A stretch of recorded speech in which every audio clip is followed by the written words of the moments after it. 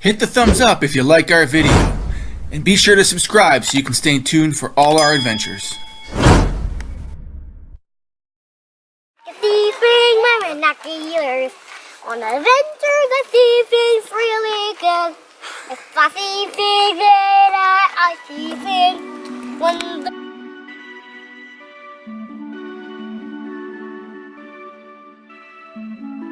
Not really sure if you can see the marks in the rock right above the brick wall. But that rock is called dragon scale because of how it looks when it's heated. So now we're at Chateau Fort de Fleckenstein. It was first mentioned in 1174, and they were imperial officers that held their lands and castles in the name of the Hohenstaufens. For 600 years, it was held by the family of Fleckenstein, who was one of the most influential in the Alsace region. Look at that. That's interesting. I found that. That's the first time we've seen any advertisement of dragons. We're gonna have to pay particular attention at this castle. After the death of the Hohenstaufen Holy Roman Emperor, the family attained noble rank and became independent, ceased to be officials of the empire, and staked their own claim.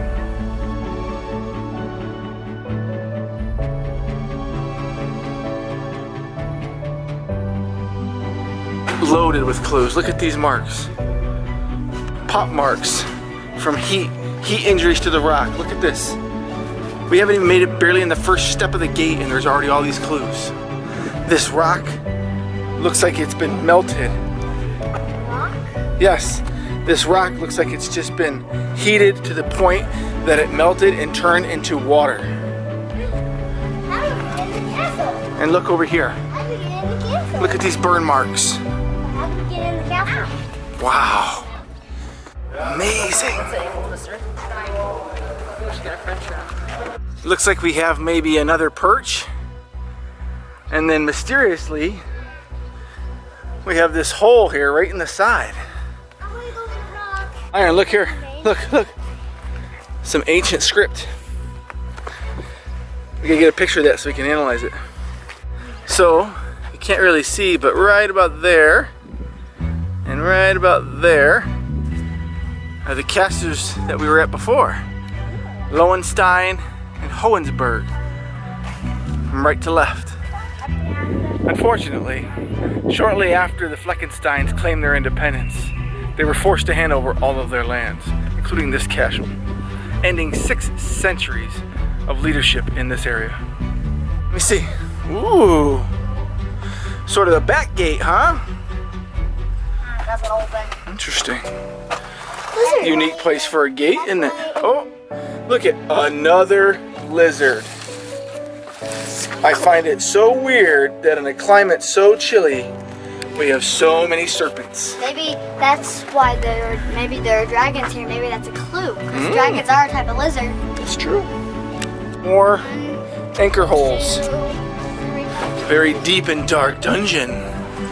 Ooh. Is it a crawl space? Or perhaps something more? It's not very big.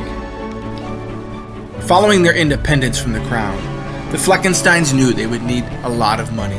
So Gottfried began to amass large sums of gold and store them all throughout his castle. Hey, Daddy! What? There's a clue in here! What? This must be where the famous well was dug. Do you want to hear about it? In order to hide his gold, Gottfried hired a well digger and ordered him to dig until he reached water. But Gottfried knew that there was no water to be found. After swearing the well digger to secrecy, he fired him after he failed to reach water. Then he hired an engineer to build a chamber at the bottom of the well that was large enough for the king himself. For many years, the lords and stewards of Fleckenstein could be seen lowering chests and bags into the well.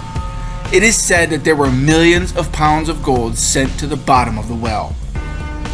Later, when the king ordered Gottfried to pay his taxes to the crown, Gottfried made his men lower him into the chamber.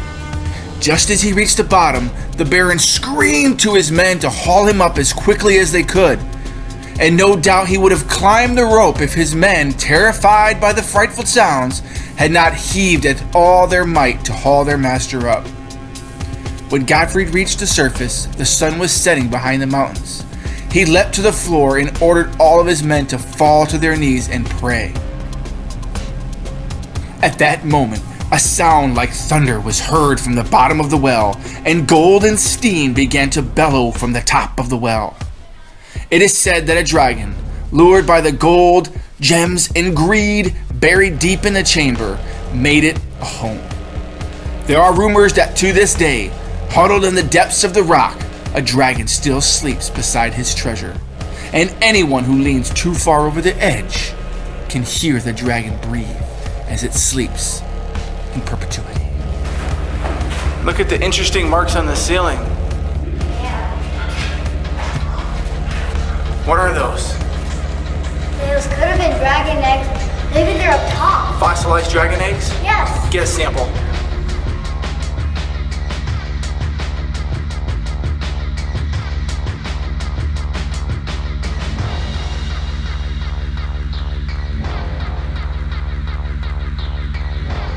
This must be where the monks studied, huh?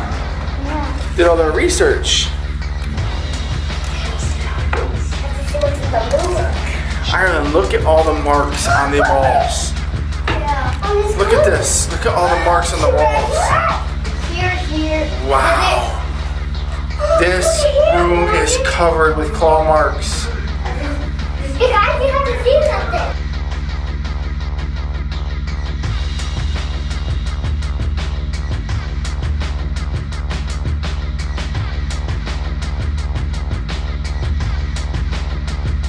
Family namesake. It offers some really, really neat fun. So it looks like we're walking out of Fleckenstein with not much new information. It looks like we have some pot marks, some dragon claw marks, and of course the story of the well. So we're gonna go set up our camp for tonight and see if we can hit up some more castles on tomorrow morning. Right? Yeah. All right, stick with us.